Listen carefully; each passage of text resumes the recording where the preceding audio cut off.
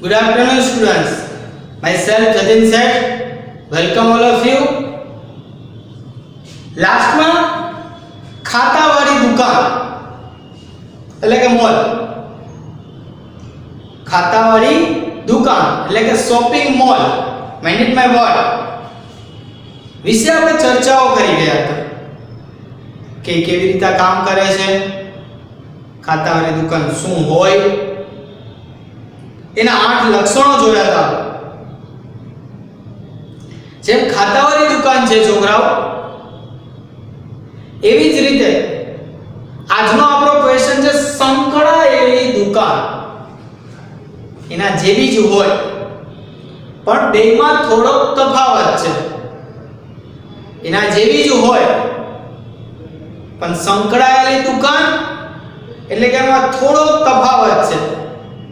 તો આજનો આપણો ક્વેશ્ચન આવશે કે સંકળાયેલી દુકાન કોને કહેવાય અને એના લક્ષણો જણાવો. છોકરો, સંકળાયેલી દુકાન બેઝિકલી પહેલા આપણે ચર્ચા કરીએ. સંકળાવું એટલે શું? તો કે ભેગું થવું, એક સરખું હોવું,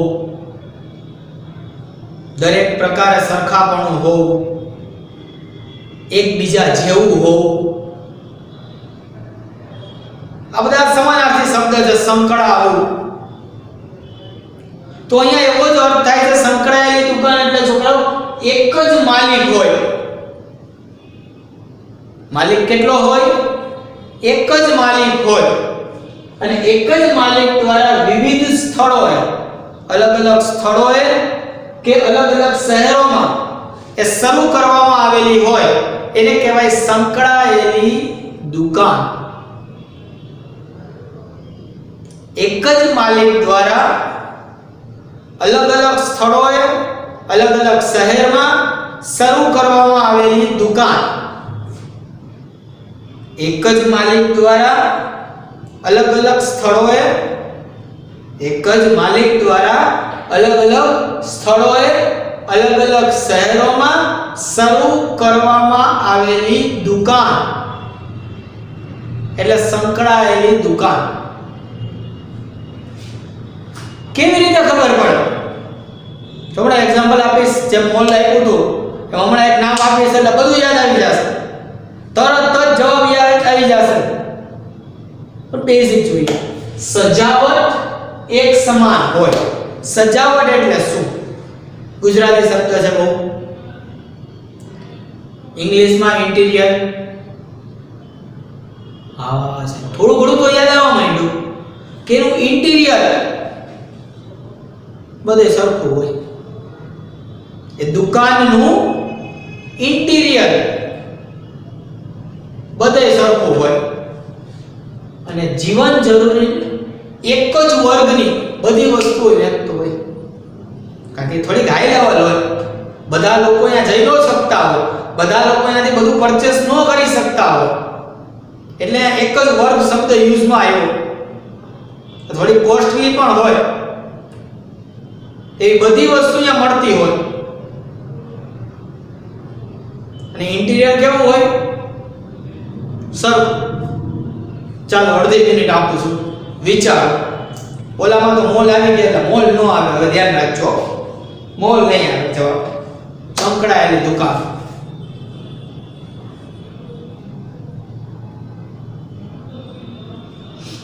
વિચારો. ઘણા યાદ આવી ગયું હશે.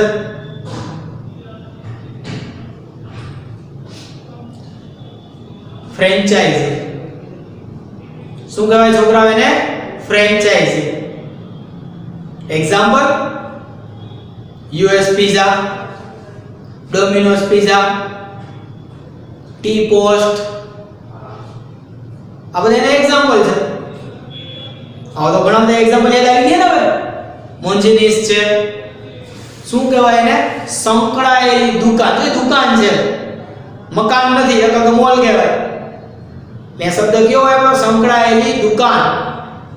તમે ડોમિનોઝ પિઝામાં જાઓ, જેવું ઇન્ટિરિયર હોય, બહારનું બોર્ડ હોય, જેવું હોય, ઇન્ડિયામાં ગમે એ શહેરમાં જાઓ એક જ સરખું હોય. જાઓ આવો એ વાત સાચી છે, પણ ગયા તાવ હરખું છું. યુએસ પીઝામાં જાઓ, માલિકનું નામ ન લખે, યુએસ પીઝા જ લખેલું હોય. રાજકોટમાં તો યુએસ પીઝા હોય, દિલ્હીમાં તો યુએસ પીઝા હોય, જાપાન જર્મનીમાં જાઓ તો યુએસ પીઝા હોય. આવો કારણ કે બધા દેશમાં છે એટલે એક્ઝામ્પલ આપ્યું મેં. ઇન્ડિયામાં તમે ત્યાં જાઓ યુએસ પીઝા જ હોય. ઇન્ટિરિયર સરખું જ હોય, કલરમાંય ફેર ન હોય, ટેબલ ખુરશીમાંય ફેર ન હોય, મેનુમાંય ફેર ન હોય. સાચે કારણ સંકળાયેલી દુકાન છે છોકરા. કઈ દુકાન છે? સંકળાયેલી દુકાન છે. એટલે વન્સ અગેન રિપીટ કે એક જ માલિક દ્વારા વિવિધ સ્થળોએ કે શહેરોમાં એ શરૂ કરવામાં આવેલી હોય. સજાવટ કેવી હોય?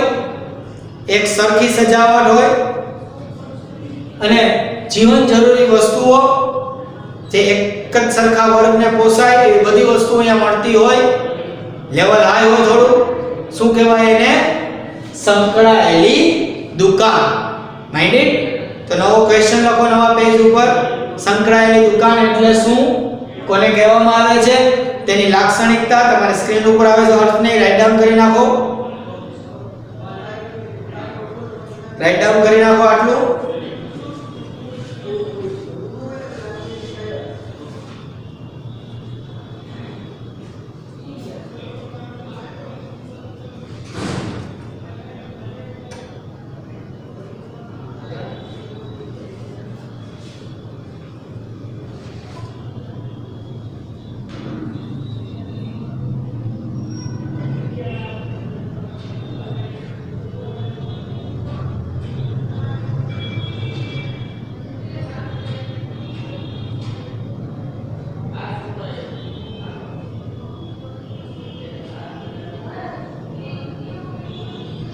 ઓકે, તો આટલું તમે રાઈટ ડાઉન કરી નાખ્યું.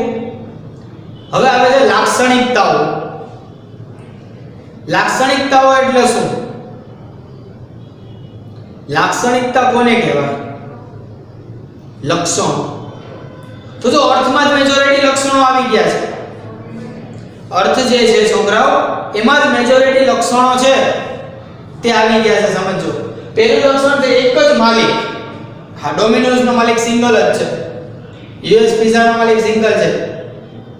મોન્જિનિસ નો માલિક સિંગલ છે. સિંગલ એટલે કંપની હોય આખી એમ. એટલે એક જ માલિક કહેવાય. કેટલા માલિક કહેવાય? એક જ માલિક કહેવાય. એમાં અલગ અલગ માલિક ન હોય. આપણે અહીંયા રાજકોટમાં મોન્જિનિસ લેવી હોય તો એની ફ્રેન્ચાઇઝી લેવી પડે, એના નિયમોનું પાલન કરવું પડે, એની ડિપોઝિટ પે કરવી પડે. કે એક્ઝામ્પલ તરીકે 30,000 રૂપિયા ડિપોઝિટ કરવાની, આટલું ભાડું ભરવાનું. પછી મોન્જિનિસ વાળા આવી અને આપણી શોપ જોઈએ કે ના આ શોપ છે તે લાયબલ છે, એના નોર્મ્સમાં આવતી હોય, પછી ઇન્ટિરિયર બધું એ લોકો કરી જાય.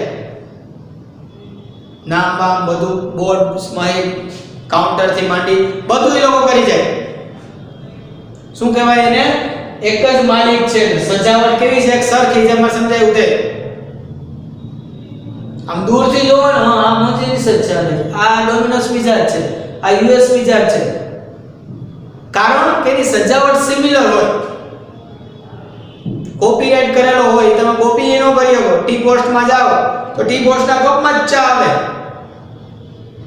ટી પોસ્ટમાં જાઓ તો ટી પોસ્ટના કપમાં જ ચા આવે. સમજો. કોપીરાઇટ એનો કપ જે હોય પ્લાસ્ટિકનો સમજી લેજો, થર્મોકોલ, એના ઉપર કોપીરાઇટ, એના ઉપર એનું નામ લગાડેલું હોય. એટલે તમે જો 30 રૂપિયાની ચા આપે, 40 રૂપિયાની કોફી આવે, 12-20 ની મળતી હોય, 2 ની ચા મળતી હોય. કહેવાનો મતલબ સજાવટ એક સરખી જોવા મળે છે.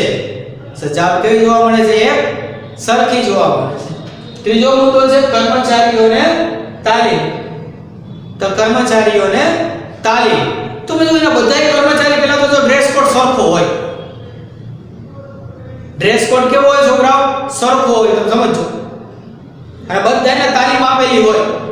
કેવી રીતના કસ્ટમર સાથે વાત કરવી, કેવી રીતે એની સાથે ડીલિંગ કરવી, એના નોર્મ્સ હોય. ક્યારે તોછડાઈથી વાત ન કરે એ લોકો, કારણ કે એને કંપનીના નોર્મ્સમાં હાલવાનું હોય. તો કે છૂટા કરી દેવામાં આવે. એની સ્પીચ જે આપણે કહીએ, જે ભાષા કહીએ, એના ડ્રેસ કોડ એ બધું વ્યવસ્થિત હોય. સેલના પેટ્રોલમાં તમે જાઓ, તમે ઊભા રહ્યો, તમને એમ કે સર તમે નીચે ઉતરી જાઓ, તમને નમસ્તે કરે, પછી તમે કહો સાહેબ હું મારે ફૂલ ટાંકી કરાવી છું, ગાડી ઉપરથી નીચે તો નહીં જ ઉતરું, તો તમને પેટ્રોલ જ ન પૂરી દે. કાં તો અમારા નિયમમાં આવે છે, પ્રેમથી જ વાત કરે, તમને નમસ્કાર કરે, જાઓ તો થેન્ક યુ કહે. તમે જો કર્મચારીઓને તાલીમ અને એનું સંચાલન. ચોથો પોઈન્ટ, કેન્દ્રીય સંચાલન હોય. કેન્દ્ર એટલે મેઇન માલિક ઉપરથી સંચાલન થતું હોય, કંપની જો હોય એટલે એનું કેન્દ્રીય સંચાલન બધે સરખું જ હોય. બધે કેવું હોય છોકરાઓ? સરખું જ હોય, ક્યાંય તમને અલગ અલગ જોવા મળે નહીં. કેવું સંચાલન હોય? કેન્દ્રીય સંચાલન જોવા મળે છે, સમજી લેજો. એટલે કે રાજકોટમાં હોય એવું, અમદાવાદમાં હોય એવું, દિલ્હીમાં હોય એવું, કોલકાતામાં, ચેન્નઈમાં સંચાલન સરખું જ હોય. આપણે કહ્યું કે ભાઈ ડ્રેસિંગ થી માંડી, એના મેનુ કાર્ડ થી માંડી, ઇન્ટિરિયર થી માંડી, એની બેસવાની સ્પેસ થી માંડી બધું સરખું જ હોય. રેડી? તો 4 મુદ્દા છોકરાઓ આપણે જોયા, લાક્ષણિકતાઓ. આ 4 મુદ્દા તમારે સ્ક્રીન ઉપર આવશે, પહેલા એ રાઈટ ડાઉન કરી નાખો, then will be start next one. તો ફર્સ્ટ એન્ડ સેકન્ડ પોઈન્ટ તમારી સ્ક્રીન ઉપર આવે છે, તમે રાઈટ ડાઉન કરી નાખો.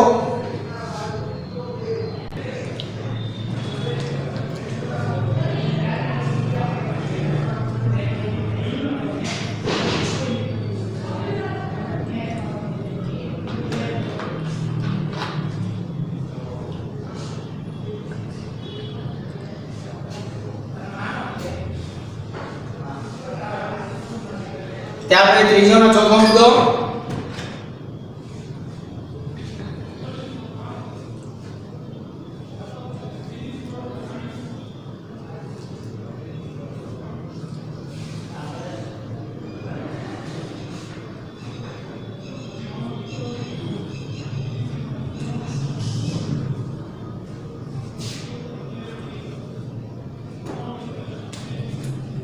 ઓકે,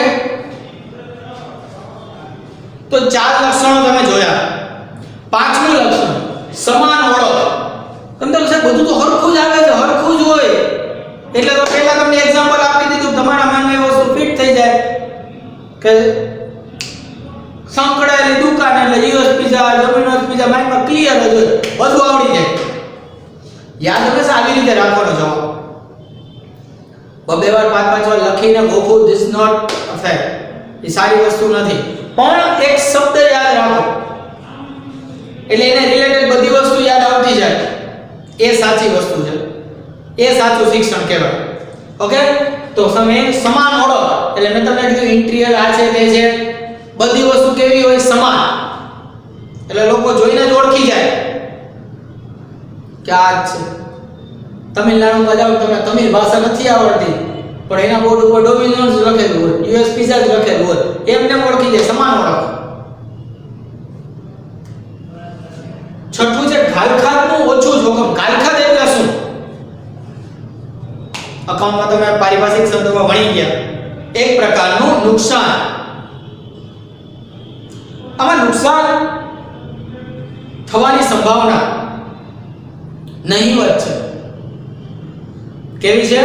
નહીવત. એક તો એક સરખું સંચાલન હોય, કેન્દ્રથી સંચાલન થતું હોય, સરખું સંચાલન થતું હોય, પ્રાઇસ રેટ બધા સરખા હોય, નાની વસ્તુનું બિલ આપતા હોય, બધી વસ્તુનું જીએસટી વાળું વ્યવસ્થિત બિલ આપતા હોય. એટલે આપણી ભાષામાં કહીએ ને કે ગાલમેલ થવી, પ્લસ માઇનસ થવું, એની શક્યતા બહુ ઓછી છે. એટલે કે છે કે ઘાલખાતનું જે જોખમ છે, ઘાલખાતનું જે જોખમ છે છોકરાઓ, એ નહીવત છે. કારણ કે પારદર્શક વહીવટ હોય, ઓનલાઈન વહીવટ હોય. 200 રૂપિયા પીઝા ખાવ તો બિલ આપે છે, એ બિલ સીધું ઉપર જનરેટ થતું હોય, ખોટું થવાની સંભાવના નથી. બધું કંપનીનો જ માલ સામાન આવતો હોય. એટલે એમાં ન કહેશો કે ભાઈ 5000 ની વસ્તુ લીધી હતી, લખી નાખને 7000 ની વસ્તુ, એ કંપનીની જ ગાડી જો વસ્તુ દેવા લેવા આવી ગઈ, ખોટું શું થાય? શક્યતા નહીવત છે. એટલે ઘાલખાતનું જોખમ કેવું છે છોકરાઓ? ઓછું. વસ્તુની કિંમત અને ગુણવત્તા સરખી.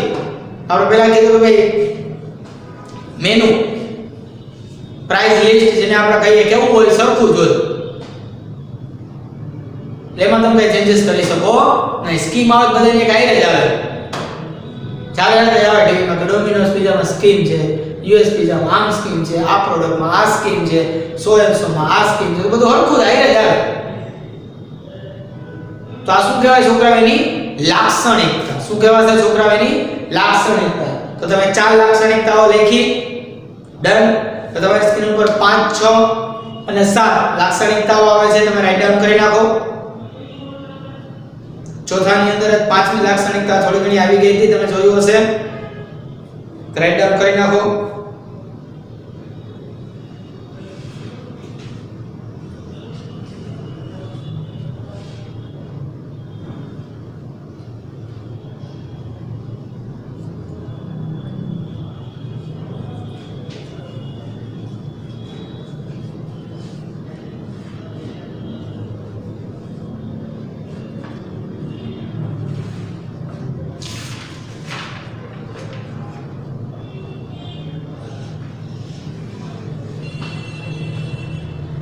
ઓકે, રાઈટ ડાઉન થઈ ગયો છે 5, 6 અને 7. ડન. તો છોકરાઓ અહીંયા ક્વેશ્ચન છે તે કમ્પ્લીટ થાય છે. સંકળાયેલી દુકાન કોને કહેવાય અને તેની લાક્ષણિકતા સમજાવો. કયો ક્વેશ્ચન આપણે જોયો? સંકળાયેલી દુકાન કોને કહેવાય અને તેની શું જોઈ? લાક્ષણિકતાઓ આપણે જોઈ. ડન. તો આપણે અત્યાર સુધીમાં જે ક્વેશ્ચન જોયા એમાં પહેલો ક્વેશ્ચન આપણે કયો જોયો સમજી લેજો હમણાં કે ખાતાવાળી દુકાન. કયો જોયો આપણે? ખાતાવાળી દુકાન. આજે કયું જોયું? સંકળાયેલી દુકાન. તો જેમ આપણે પહેલા જોયું હતું એમાં બાબીનો તફાવત આવે કે ખાતાવાળી દુકાન અને સંકળાયેલી દુકાનનો તફાવત સમજાવો. આજે લખવાને આપો, આજે હું પહેલા સમજાવીશ સીધો, જે તમારે રાઈટ ડાઉન કરવાનો રહેશે. તો ક્વેશ્ચન રાઈટ ડાઉન થઈ ગયો પછી એક લાઈન છોડીને હેડિંગ લખો કે ખાતાવાળી દુકાન અને સંકળાયેલી દુકાન નો તફાવત સમજાવો. હેડિંગ લખો ખાતાવાળી દુકાન અને સંકળાયેલી દુકાન નો શું સમજાવવાનો છે છોકરાઓ? તફાવત સમજાવવાનો છે. રેડી? તમારી સ્ક્રીન ઉપર તફાવત આવે છે, એ તફાવત આપણે સમજાવીએ છીએ. જો તમે પહેલા આવે છે ખાતાવાળી દુકાન. તેનો હેતુ શું? ગ્રાહકોને અનેક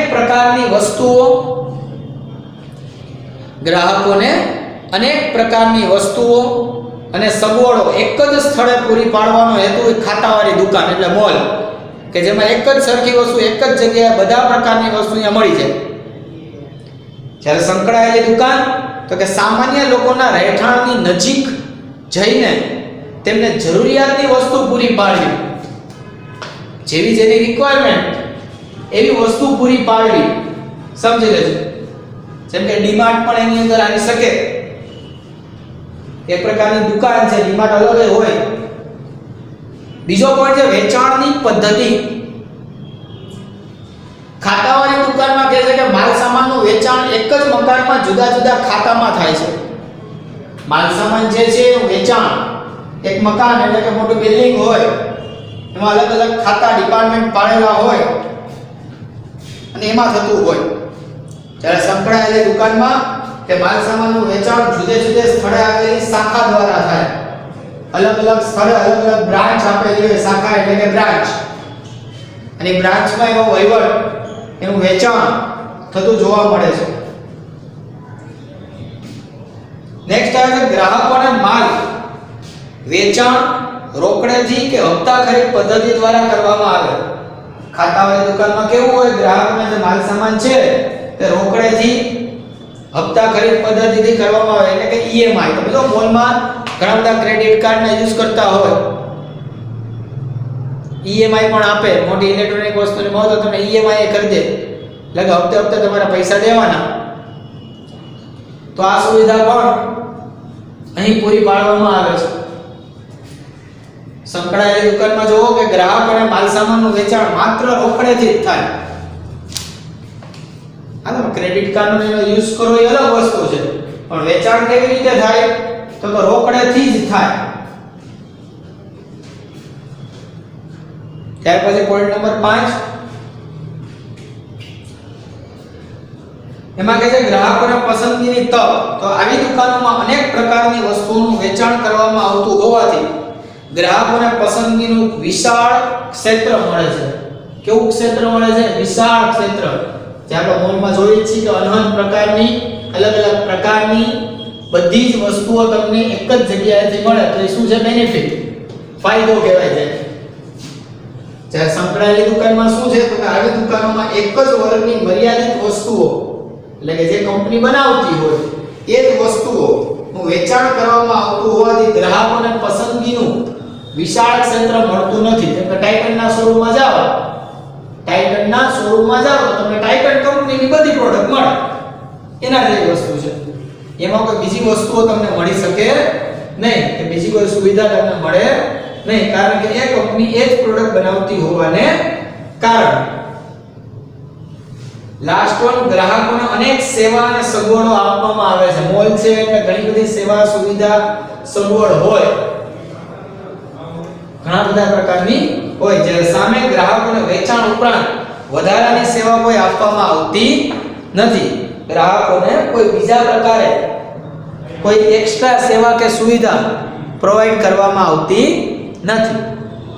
રેડી? તો તફાવત રાઈટ ડાઉન કરી નાખો.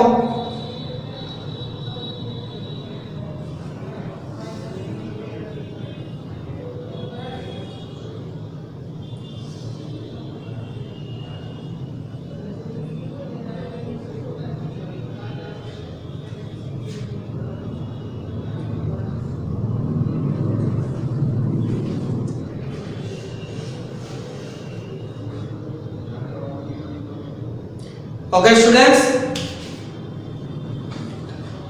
તો આજના દિવસમાં તમે બે પ્રશ્ન સ્ટડી કર્યા કે ભાઈ સંકળાયેલી દુકાન કોને કહેવાય અને ખાતાવાળી દુકાન અને સંકળાયેલી દુકાનનો શું જોયો તમે? તફાવત. ખાતાવાળી દુકાન અને સંકળાયેલી દુકાન બંનેનો શું જોયો તમે? તફાવત. તો આજે અહીંયા સુધી આપણે રાખીએ છીએ. નેક્સ્ટ લેક્ચરમાં આપણે આગળ વધશું ને આ બધી વસ્તુ તમારે તમારી બુકની અંદર રાઈટ ડાઉન કરવાની રહેશે. રેડી? Thank you.